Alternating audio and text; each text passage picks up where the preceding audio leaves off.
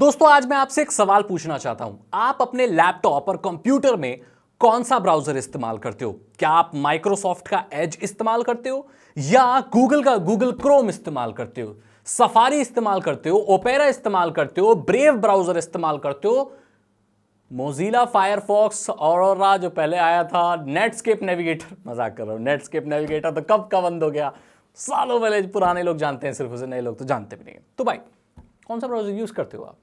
ज्यादातर लोगों का यही जवाब होगा कि हम गूगल क्रोम इस्तेमाल करते हैं। गूगल क्रोम क्यों इस्तेमाल करते हैं? आखिरकार क्या माइक्रोसॉफ्ट एज इतना खराब है? कैसे विंडोज 11 अब मुश्किल करने वाला है आपको डिफॉल्ट ब्राउजर सेलेक्ट करने में? इस चीज के बारे में बात करने वाले हैं हम। देखो भाई, ये वक्त वो था जब वेब पेजेस इवॉल्व हो रहे थे, वेबसाइट्स बदल रही थी, स्टैटिक वेबसाइट से डायनेमिक पेजेस आ रहे थे, फ्लैश कंटेंट की भरमार थी। ये वो वक्त था जब फेसबुक इतना पॉपुलर नहीं था और ऑरकुट का बोलबाला था। स्क्रैप भेजा करते थे, जिफ भेजा करते थे, जीआईएफ और shock wave content, flash games का बड़ा बोलबाला था। मतलब वेब पेजेस बहुत सुंदर हो गए थे और वेब पेजेस पर ही वीडियो प्ले होती थी, एकदम एडवांस्ड। लेकिन उस समय पे जो इंटरनेट एक्सप्लोरर था वो उस काबिल नहीं था कि वो स्टैंड अलोन ब्राउजर होते हुए भी उन सारे कंटेंट को इजीली लोड कर पाए। वो तो स्लो था और लोड कर पाता था तो वो फ्लैश कंटेंट को इजीली प्ले भी नहीं कर पाता था, अच्छे से लोड नहीं कर पाता था। उसके लिए आपको एडोबे का फ्लैश प्लगइन या वो सारी चीजें डालनी पड़ती थी। उस वक्त पे गूगल क्रोम एक ऐसा ब्राउजर हुआ करता था जो पूरा एक पैकेज के साथ आता था, उसमें अलग से आपको कुछ भी डालने की जरूरत नहीं थी। मोजिला फायरफॉक्स में भी डालने की जरूरत पड़ती थी पहले, लेकिन गूगल क्रोम जब आया तो वो पूरा पैकेज बन के आया, उसमें एक्स्ट्रा और कुछ भी आपको प्लगइन वगैरह टूल कुछ भी डालना नहीं पड़ता था। यह चीज लोगों को बहुत पसंद आई और वो फास्ट भी था, इसलिए लोगों ने पहले गूगल क्रोम को सेलेक्ट किया। लेकिन वक्त बदला और अब जो इंटरनेट एक्सप्लोरर तो मेरे ख्याल से बंद हो गया है, लेकिन जो एज है उसकी भी लोग इमेज इंटरनेट एक्सप्लोरर जैसी ही रखते हैं। मतलब उसका इस्तेमाल लोग सिर्फ पहली बार गूगल क्रोम डाउनलोड करने के लिए करते हैं, उसके बाद उसको याद ही नहीं करते। लेकिन मैं बता दूं कि वो ब्राउजर अब बहुत ज्यादा कैपेबल है और वो सारे कंटेंट को बहुत अच्छे से करता है। इनफैक्ट अगर आप लो पावर डिवाइसेस में या बैटरी ऑपरेटेड आपका या जो लैपटॉप जिसे साधारण भाषा में कहें, अगर लैपटॉप में आपको सर्फिंग करनी है और आप बैटरी बचाना चाहते हो तो जो एज ब्राउजर है वो ज्यादा बेटर है, क्योंकि वो विंडोज के हिसाब से ऑप्टिमाइज्ड है और वो कम बैटरी लेता है in comparison to Google Chrome. ये सिद्ध बात है। अब विंडोज 11 जो आई है उसमें आपको डिफॉल्ट ब्राउजर सेट करना थोड़ा मुश्किल हो जाएगा। पहले विंडोज 10 में क्या था, आप सेटिंग में जा सकते हैं, डिफॉल्ट ऐप में जा सकते हैं और वेब पेजेस के लिए या वेबसाइट सर्फ करने के लिए अपना डिफॉल्ट ब्राउजर है वो सेलेक्ट कर सकते हैं। लेकिन अभी ऐसा नहीं होगा। विंडोज 11 में जब आप कोई नया ब्राउजर डालोगे तो पहले पूछेगा कि क्या आपको ये डिफॉल्ट ब्राउजर रखना है। अगर आपने यस कर दिया तो चलो ठीक है, अगर आपने मिस कर दिया तो आपको सेटिंग में जाकर हर एक फाइल टाइप के लिए एक अलग एप्लीकेशन या अलग ब्राउजर मतलब जो भी करना होगा।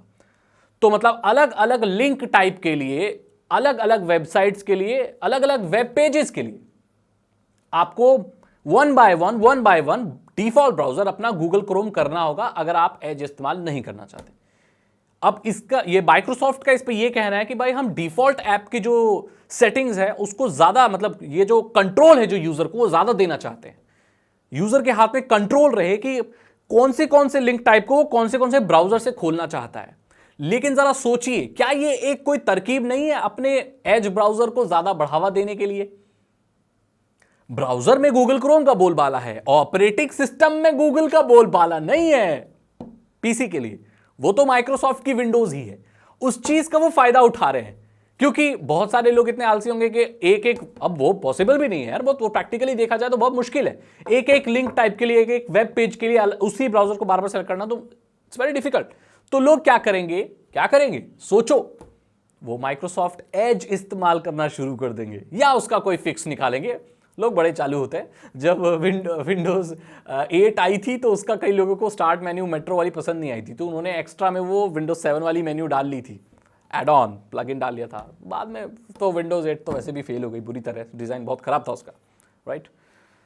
और उस विंडोज के वो डिजाइन, टाइल वाले डिजाइन की वजह तो विंडोज फोन भी खराब हो गया। मतलब विंडोज फोन की तो अलग कहानी, फिर कभी बात करेंगे। तो ये बात है और तब से ही इमेज बनी चली आ रही है, इसलिए अभी लोग गूगल क्रोम ही इस्तेमाल करते हैं। और हम लोग ईमेल जो इस्तेमाल करते हैं वो ज़्यादा जीमेल इस्तेमाल करते हैं, ड्राइव इस्तेमाल करते हैं तो हम गूगल ड्राइव इस्तेमाल करते हैं, वन ड्राइव इस्तेमाल नहीं करते, आउटलुक, हॉटमेल इतना ज़्यादा नहीं यूज़ करते, राइट। करते हैं, बहुत ज़्यादा लोग करते हैं, लेकिन अगर जीमेल से कंपेयर करें तो उतना नहीं करते। गूगल ज़्यादा पॉपुलर है और इसीलिए उसका ब्राउज़र भी कुछ इसलिए भी पॉपुलर है, और पहले मैंने हिस्ट्री बताई उसकी वजह से अब भी लोग गूगल क्रोम ही पसंद करते हैं। और गूगल क्रोम आपके फ़ोन में अब तो डल के ही आता है, क्योंकि एंड्रॉयड है, गूगल का है, तो डल के आता है, तो बाय डिफ़ॉल्ट वही लोग इस्तेमाल करते हैं। कुछ लोग हैं जो अलग भी इस्तेमाल करते हैं, तो यही वजह है। अब मैं अपनी ओपिनियन बताऊं तो माइक्रोसॉफ्ट एज इतना खराब ब्राउज़र भी नहीं है। इनफैक्ट वो खराब ब्राउज़र नहीं है, वो बहुत अच्छा ब्राउज़र है। आप उसे इस्तेमाल करिए, बहुत अच्छा है, सिक्योरिटी के लिए भी और सब चीज़ के लिए भी अच्छा है। लेकिन मैं फोर्स नहीं कर रहा हूं, अगर आपको गूगल क्रोम इस्तेमाल करना है आप गूगल क्रोम इस्तेमाल कर सकते हैं। मैं दोनों ही इस्तेमाल करता हूं, दोनों ही मुझे अच्छे लगते हैं। वो वक्त जा चुका जब इंटरनेट एक्सप्लोरर ऐसे हरे हरे लोड ही होता रहता था, पेज खुलते नहीं थे, और जो पेज खुलते भी थे वो इनकम्प्लीट खुलते थे। इनकम्प्लीट इसलिए भी कि पहले जो इंटरनेट की स्पीड होती थी बहुत कम थी, 2G पे चलाता था मैं, कितनी kbps कितनी आती थी, तो उसमें हम तो कुछ कह भी नहीं सकते, उसका दोष भी नहीं है। और वो एक ब्राउज़र थोड़ा स्लो भी था, मतलब ऑप्टिमाइज्ड इतना नहीं था, राइट। इंटरनेट की शुरुआत थी, वेब की शुरुआत लोगों के घर घर में पहुंच रही थी, तो मेमोरीज है बहुत सारी इंटरनेट एक्सप्लोरर के साथ।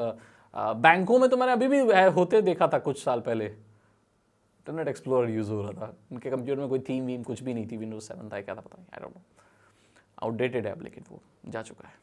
अगर आपको ये वीडियो अच्छी लगी तो लाइक करें, अपने दोस्तों के साथ शेयर करें। यहाँ पर मैंने आपके साथ शेयर किया कि कैसे नया ये थोड़ा मुश्किल कर दिया विंडोज़ 11 ने डिफ़ॉल्ट वेब ब्राउज़र को चेंज करना, और लोग क्यों गूगल क्रोम ही इस्तेमाल करते हैं, क्या माइक्रोसॉफ्ट एज इतना बुरा है। तो ये सारी जो सवालों के जवाब मैंने आपको दे दिए। आई होप आपको ये वीडियो पसंद आई होगी। अगर आपको ये वीडियो अच्छी लगी तो लाइक करें, अपने दोस्तों के साथ शेयर करें।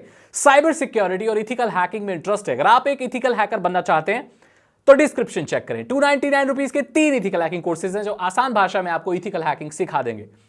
जरूर चेक करें उन कोर्सेज को। चैनल को सब्सक्राइब करें, बेल आइकन को प्रेस करें, ये बिल्कुल फ्री है। मैं मिलता हूं आपसे अगली वीडियो में। Thank you so much and good bye.